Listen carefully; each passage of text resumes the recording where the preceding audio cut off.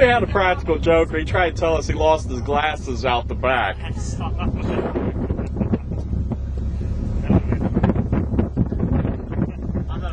had them for 2 weeks.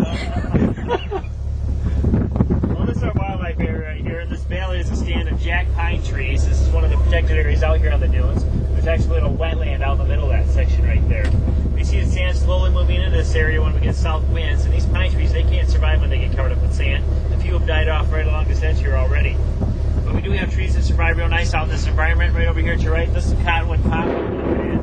That's what they call a systemic root system, which means the limbs, when they get covered up with sand, will actually send out feeder roots from the limb itself. They can draw moisture from the surface soil, as well as the main root structure down below. You see some of these pine roots have been exposed for the past year to the sand, for instance. We bring those trees over 50 feet tall, just keep racing against the sand year after year. This area used to be a lot lower in elevation than it is now. As far as wildlife in the area, there's deer, fox, rabbit, coyotes, hawks, eagles. We actually had a few bald eagles that hang around here now. They'll grab fish out of Silver Lake and then sit up on the ridge lines over there and enjoy their breakfast. And for the really wildlife, we watch the guys in the off-road vehicles actually sit around. That's the zoo on the weekends over there. This is a really busy one here on Memorial Day. Labor Day. That last ridge line over there, there's vehicles that usually line up on there. That's one of the test hills. They climb to the top of that, sit up there for a little bit, enjoy the view, and laugh at the guys down below that can't get up there. This past weekend here, they were lined up all the way along that ridge over there, watching the vehicles down below play around. Of course, we have this huge middle section here for the pedestrians to play around in. So right now, we're driving over to Silver Lake. We're going to have a great view of Silver Lake on top of this ridge line.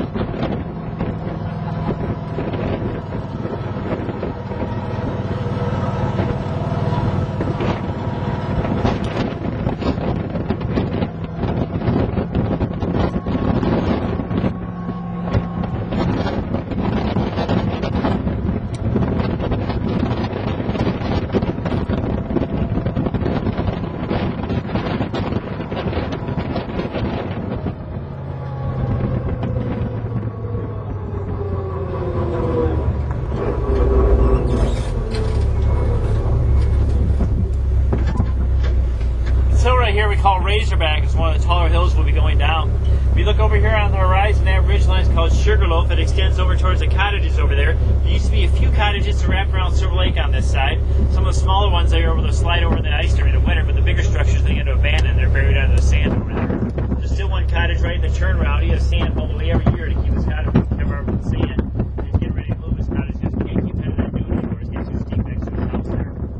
We get a lot of winds blowing sand from Lake Michigan towards Silver Lake, so Silver Lake is slowly getting filled with sand year after year. Some of these points will move 2 to 3 feet in 1 year. And they figure in 150 years, this north section of Silver Lake will be about half the width that it is now from sand filling it in. Yeah. It's the Dutch flag. And I don't know why we got those. We asked for red, white, and blue flags, and that's what they sent us, so we put them up there. I don't know if they were in the bargain bin or something. I don't know. You can see down here on the edge of the lake here where the sand's been filling in the water. You get different colors of water there. It drops off about 20 feet deep really quick. It's like that all along this side of the dunes from the sand filling it in. So people will bring their boats across and park them over here. They play in the sand and jump off into the water to cool off. This whole beach will be lined up here in the summer when it's busy. We're going to take this hill down right over here by this cottonwood poplar. If you're brave enough, you go no hands. Myself, I close my eyes, so yell when we get to the bottom for me, okay?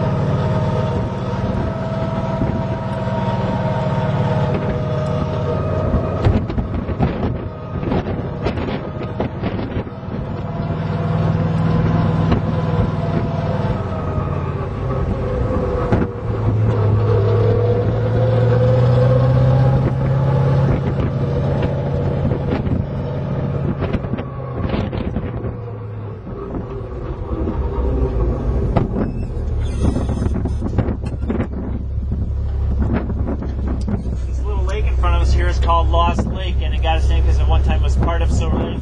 The sand filled in between the two right here allowed the trees to take hold. Now it's a nice little hideout for the wildlife in the area. Ducks, geese, cranes, and herons. We have a lot of turtles that come out here and they lay their eggs in the soft sand. We've actually had turtles going all the way over to the wildlife area and then come back over here. Quite a determined bunch of turtles we got. One of the things you can do if you're out here taking a hike on the hills is look for fog rights. Fog rights are pretty lightning strikes of sand and melts at about 5,000 degrees Fahrenheit, creating glass silicon tube down the sandaways. They are quite a rare find because they are fragile, so once they do get exposed, they usually break, tip over, get covered up again. But over the 76 years that we've been out here in the news, we have managed to find some, and we put them on display in the gift shop for you. So if you go in the side door on the right, there's a glass case with a good-sized fog right on display, and there's some up on the wall as well. And there's a lot of old pictures of the old scooters that we used to drive, so check that out when you get back in. Of course, we got the giant alligator in here, too. Does anybody want to feed the alligator today?